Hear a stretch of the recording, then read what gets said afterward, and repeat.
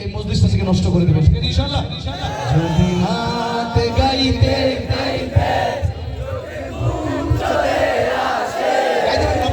তুমি দেখা দিও রাসূল আমার স্বপনে এসে, যদি নাত পড়তে